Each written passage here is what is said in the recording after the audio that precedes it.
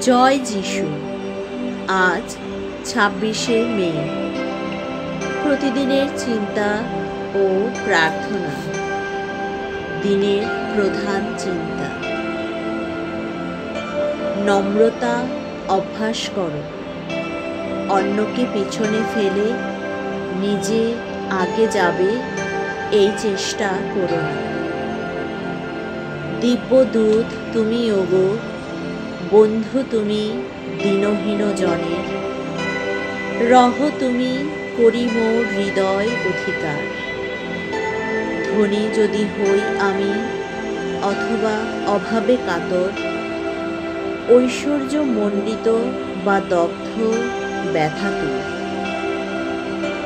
রাখো মোরে অন্ধকারে অথবা আলোকে, শুধু চাহি আমি রহিবে গো তুমি হৃদয়ে আমার। হয়ে মোর বন্ধু সখা দেখাইবে পথ। উপদেশ।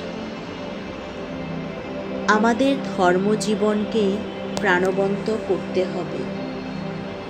আমরা যখন সহজ সরল নম্র হয়ে জীবনযাপন করি, তখন আমাদের শরীর ও মন দুটি সুস্থ এবং আনন্দে থাকে। এ জীবন পথে যদি আমরা শৃঙ্খলা ও পরিচ্ছন্নতা আনি, তাই উৎকৃষ্ট।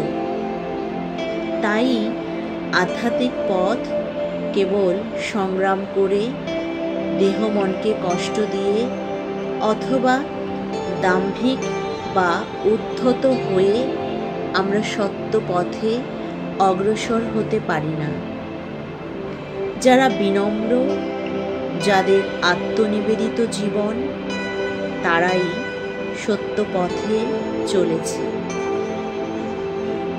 প্রার্থনা। সেই অনন্তের পানে প্রার্থনার সঙ্গে এ হৃদয়কে উত্তোলিত করি। তিনি যেন একে সকল নির্দয় ভাব ও মাধুর্যহীনতা হতে মুক্ত করেন। তার প্রেম যেন এই প্রাণকে পরিপূর্ণ করে রাখে।